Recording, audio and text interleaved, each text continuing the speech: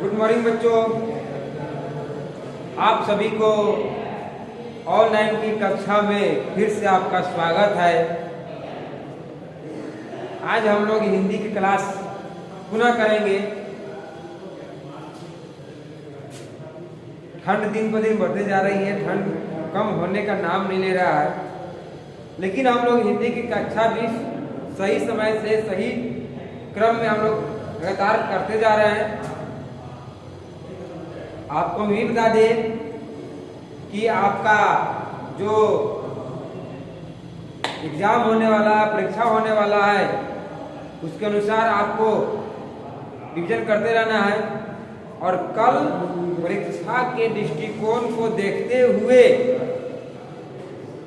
शनिवार का जो क्लास होगा, यानी कल का जो क्लास होगा, वो आपको रिवीजन क्लास होगा और वह आपके लिए महत्वपूर्ण क्लास होगा। तो हम लोग पढ़ रहे थे पदबंध। तो आज फिर पुनः हम लोग पदबंध के बारे में ही जानेंगे, समझेंगे कि पदबंध है क्या। तो कल आपको हम पदबंध के पद का परिभाषा, पदबंध का परिभाषा आपको कल मैंने बताया था। और आज फिर पुनः आज चलेंगे हम लोग पदबंध के भेद पे। तो हेडिंग मानिएगा आप लोग, पदबंध के भेद। ठीक है, पहला पदबंध के भेद लिख कर लीजिएगा, सब नीचे लिखिएगा।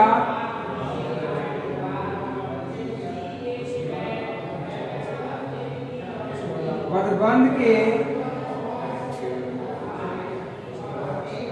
3 भेद हैं, 3 भेद होते हैं। ठीक है, पदबंध के 3 भेद होते हैं। पहला लिखिएगा आप लोग, संज्ञा पदबंध। ठीक है, दूसरा लिखिएगा आप लोग, विशेषण पदबंध। और 3 नंबर में लिखिएगा अव्यय विशेषण पदबंध। अब 3 हुआ, संज्ञा पदबंध, विशेषण पदबंध और अव्यय विशेषण पदबंध। तो इसको नोट कीजिए।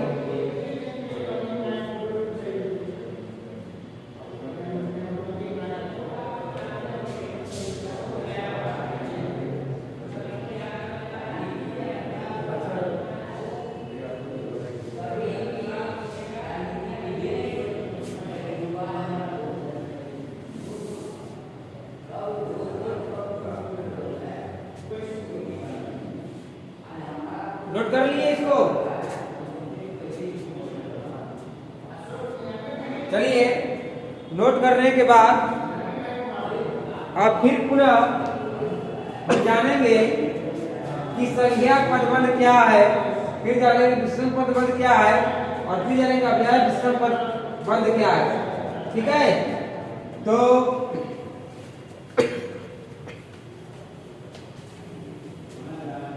आप लोग ध्यानपूर्वक इसको लिखिएगा।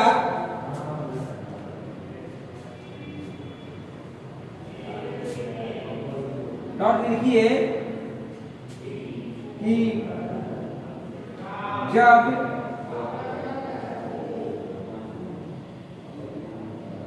किसी वाक्य में, ठीक ना, जब किसी वाक्य में पद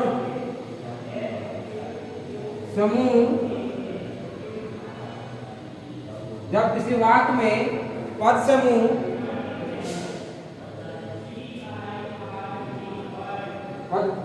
या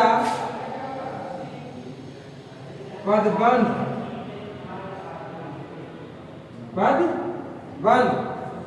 तो यहाँ लिखे हुए हैं कि जब किसी वाक्य में पद समूह या पदबंध संज्ञा का भाव संज्ञा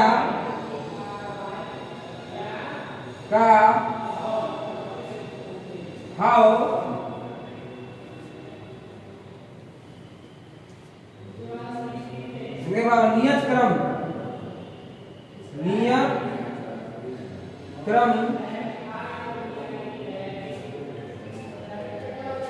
या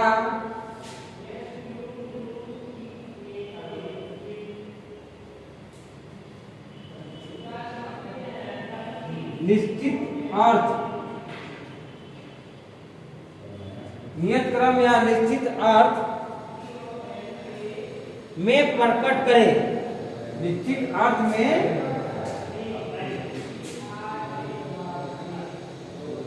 प्रकट करे तब संज्ञा पदबंध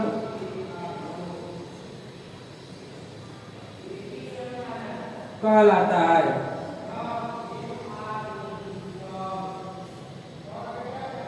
ठीक ना, कह रहा है कि जब किसी वाक्य में पद समूह मतलब पदों का समूह या पदबंध जो कल बताया थे पदबंध वो पदबंध संज्ञा का भाव में नियत क्रम में मतलब संज्ञा के उसे भाव को स्पष्ट करे या उसे कोई निश्चित अर्थ को निकाले प्रकट करे तब कहते हैं संज्ञा पदबंध कहलाता यानी नियत क्रम में हो या निश्चित उसका संज्ञा का कोई भाव प्रस्तुत करे। अब संज्ञा का भाव क्या होता है हम जानते हैं कि संज्ञा का 5 भाग बांटा गया है व्यक्तिवाचक जातिवाचक समूहवाचक प्रवाचक भाववाचक। अब जैसे बुढ़ापा ईमानदारी अच्छाई बुराई दुख सुख मतलब क्या है आपको भाववाचक है तो वही पदबंध में आपको संज्ञा पदबंध में संज्ञा का भाव को नियत या निश्चित क्रम में आपको प्रकट करेगा।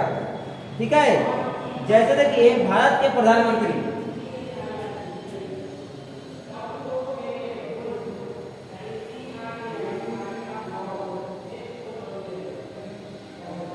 भारत के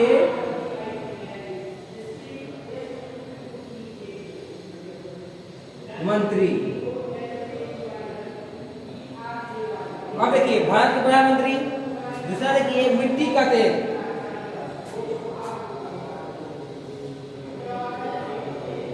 मिट्टी का तेल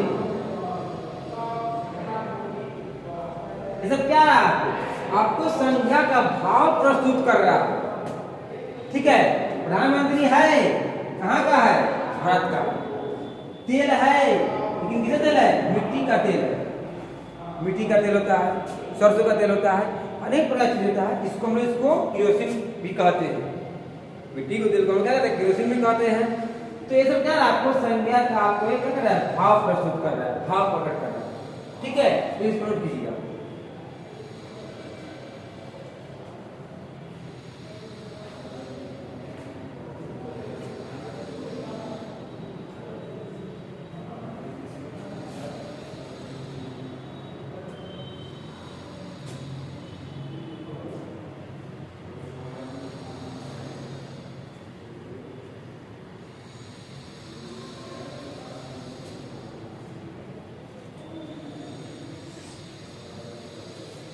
हो गया, चलिए अब आगे देखते हैं दूसरा।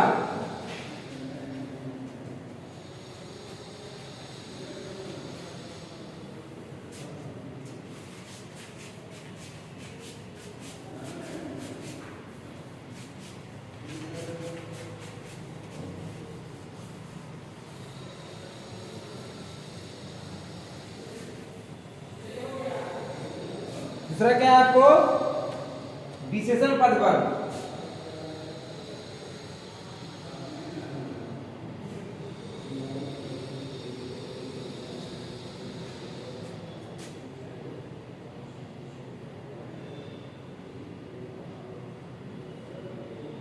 अब देखिए, उसमें था आपको संख्या के भाव प्रकट करने का, अब इसमें क्या होगा आपको विशेषण प्रकट करेगा। कह रहा कि जब किसी वाक्य में, देखिएगा ध्यान से वाला, कि जब किसी वाक्य में पद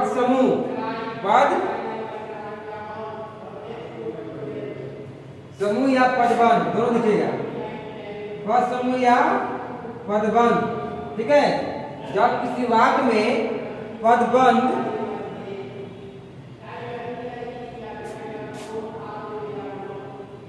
किसी संज्ञा के किसी संज्ञा के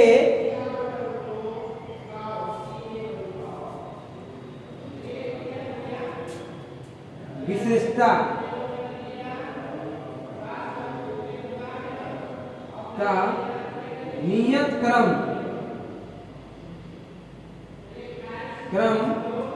या निश्चित अर्थ में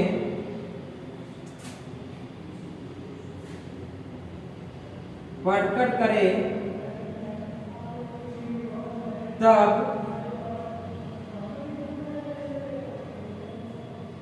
विशेषण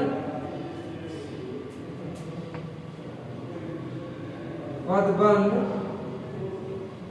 कहलाते हैं।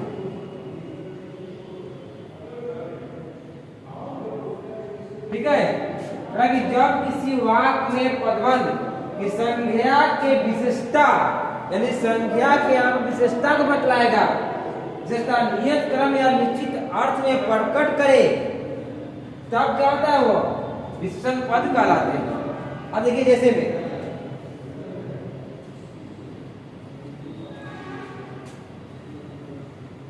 नदी में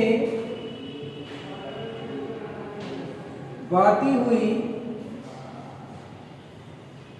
लकड़ी,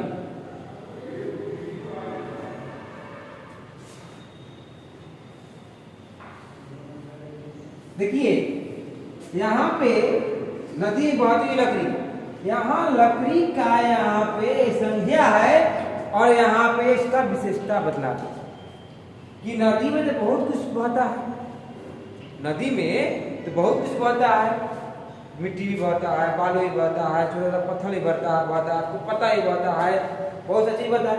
लेकिन यहाँ पे बात किसे कर रहा है, लकड़ी का, यानी इसका विशेषता बता रहा है। लकड़ी का यहाँ पे क्या बता रहा है, विशेषता। लकड़ी क्या एक संख्या है और इसमें आपको विशेषता बता रहा है। ठीक है, दूसरा देखिएगा ऑप्शन,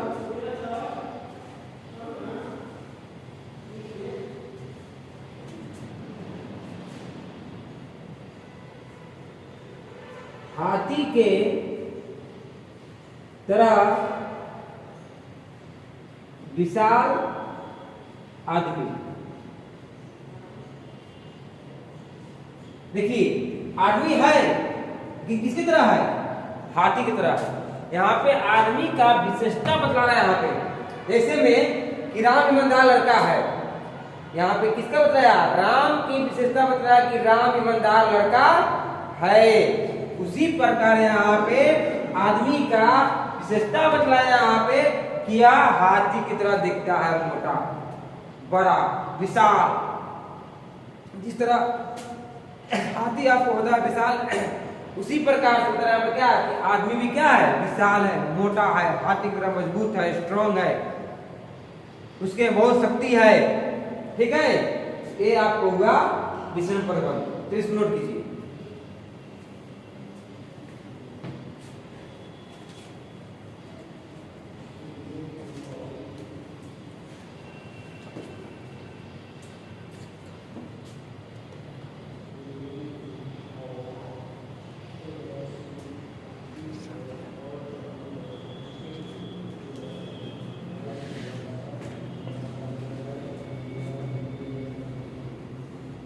चलिए अब देखेंगे 3 नंबर।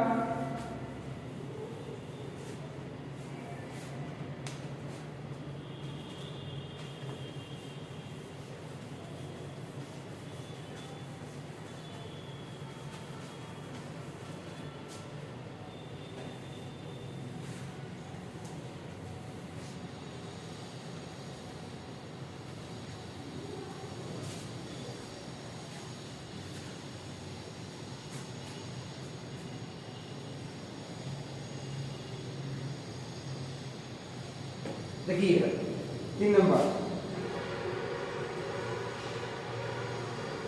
अव्यय विशेषण पदबंध। ठीक है, अव्यय विशेषण पदबंध। अब इसके बारे में समझेंगे, जानेंगे कि क्या कह रहा है इसे।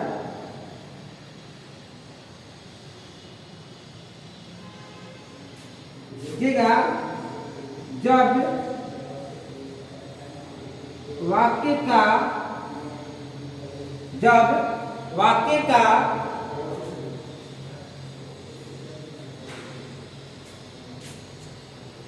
वह पदबंध या पद समूह,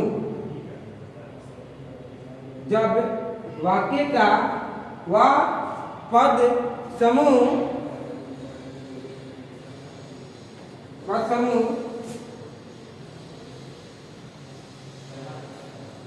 अव्यय विशेषण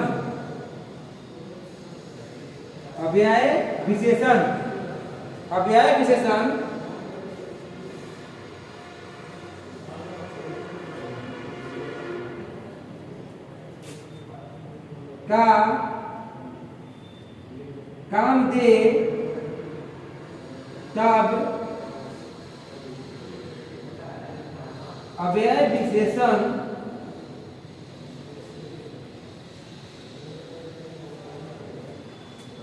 पदबंध कहलाते हैं।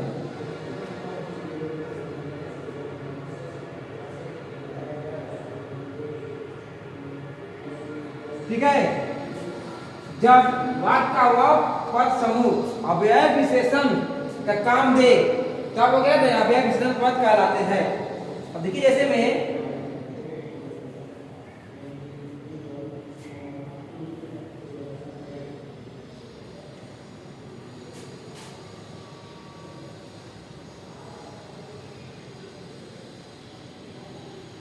खाट पर सोते हुए चिल्लाया। ठीक है, खाट पर कभी सोया हुआ, उसमें जगह चिल्ला रहा है, ओ भाई सुनो हो, तो क्या हो गया, एक अव्यय हो गया। यहाँ पे विशेषण बता रहा है, अव्यय विशेषण को यहाँ पे स्पष्ट कर रहा है। दूसरा में देखिए ऑप्शन में,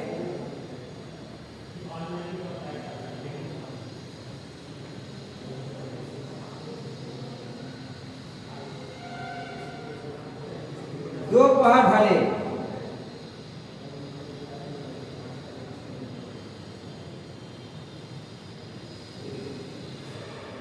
पहले जब घड़ी नहीं था, रोज का समय देखने का साधन नहीं था, तो कुछ लोग टाइम कितना कब बजे आओगे भाई, तो कहता था क्या कि दोपहर ढलने के बाद, यानी आपको दोपहर करने का मतलब कि 12 बजे के बाद। तो ये सबका अव्यय होगा, ये आपको अव्यय होगा। तो इसको नोट कर लीजिए आप लोग, और जो भी डाउट होगा, ये डाउट को हम लोग जब ऑफलाइन की कक्षा चलेगी उसमें इसको अच्छे से समझाया जाएगा।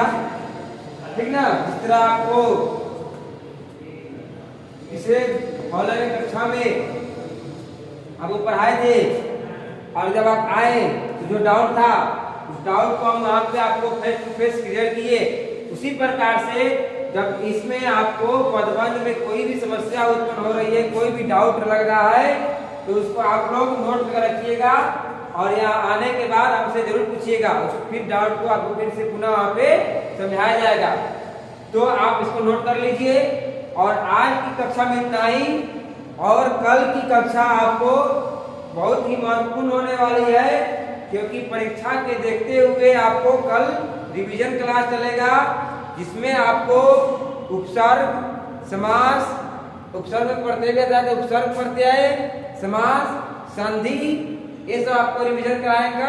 और कल जो कक्षा चलेगी वह लंबा चलेगी, कम से कम आपको 30 मिनट से ऊपर की। ठीक है।